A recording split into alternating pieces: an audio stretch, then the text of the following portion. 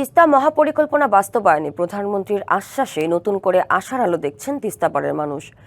আরো জানাতে যুক্ত হচ্ছেন সহকর্মী ওয়ালি মাহমুদ সুমন। সরাসরি চলে যাচ্ছি তার কাছে। সুমন, প্রধানমন্ত্রীর আশ্বাসের পর কি বলছেন তীরবর্তী অঞ্চলের মানুষ? সব মিলে বিস্তারিত জানাবেন। মিম, শুরুতেই একটু জানিয়ে রাখি যে বেশ কিছুদিন ধরে নীলফামারীর তিস্তা অংশে, নীলফামারী ডালিয়া পয়েন্টের তিস্তা অংশে পানি কিন্তু উঠানামা করছে।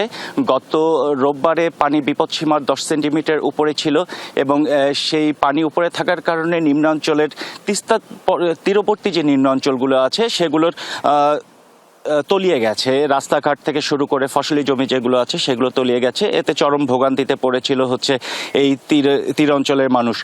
শুধু পানি বৃদ্ধি নয়, আজকে সকাল থেকে 24 ঘন্টার ব্যবধানে 44 সেন্টিমিটার পানি নেমে বর্তমানে কিন্তু 30 সেন্টিমিটার নিচ দিয়ে পানি প্রবাহিত হচ্ছে।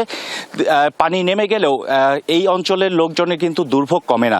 আসলে এই পানি নামার সাথে সাথেই শুরু হবে আবার তীব্র ভাঙনের একটা প্রবণতা। সে নিয়ে ডালিয়া পানি উন্নয়ন বোর্ড প্রস্তুত রয়েছে এবং তাদের দীর্ঘদিনের একটা চাওয়া যে এই তিস্তা মহাপরিকল্পনা বাস্তবায়ন, তাদের দীর্ঘদিনের আন্দোলন।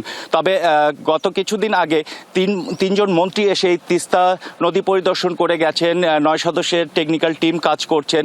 সবকিছু মিলে তারা যেমন একটু আশাবাদী ছিল, কিন্তু গতকাল প্রধানমন্ত্রী সংসদে বলেছেন যে জাতীয় অগ্রাধিকার ভিত্তিতে তিস্তা মহাপরিকল্পনা বাস্তবায়ন করা হবে।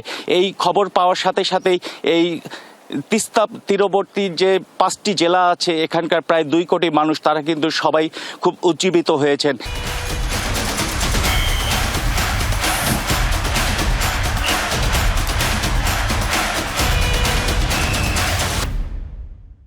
তারা বলছেন যে এবার হয়তোবা এই তিস্তা মহাপরিকল্পনার কাজ শুরু হবে। আমরা এই বিষয় নিয়ে এই অঞ্চলের মানুষের সাথে কথা বলেছি।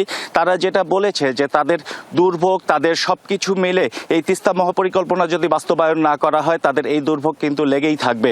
এখানে যারা বয়োজ্যেষ্ঠ আছেন, প্রবীণ লোকজন আছেন, তাদের সাথে কথা বলছি। তারা বলেছে যে তাদের বয়স শেষ হয়ে গেছে, তারা যা কিছু হারিয়েছে এই নদীর গর্ভে, কেউ একরের পর একর জমি হারিয়েছে, কারো বসতভিটা হারিয়ে গেছে। তারা তাদের পরবর্তী প্রজন্ম যারা আছে তাদের ভবিষ্যৎটা তারা নিশ্চিত করে যেতে চায়। তাদের মতো যেন তাদের পরবর্তী প্রজন্মের সন্তানরা যারা আছে তাদেরকে যেন এই সম্পদ হারাতে না হয়। এবং তারা আরও আনন্দিত যে তিস্তা মহাপরিকল্পনা যদি এই সরকারের আমলে বাস্তবায়ন হয়, তারা নদীগর্ভে যা কিছু হারিয়েছে সেগুলো তারা আবার ফিরিয়ে পাবে। যারা এই অঞ্চল ছেড়ে বিভিন্ন এলাকায় চলে গেছে, কেউ ঢাকায় কাজ করছে, কেউ অন্যান্য জায়গায় কাজ করছে, তারা কিন্তু তাদের আবার সেই কাঙ্ক্ষিত বসতভিটায় ফিরে আসতে পারবে, তাদের আত্মীয় স্বজনের কাছে ফিরে আসতে পারবে।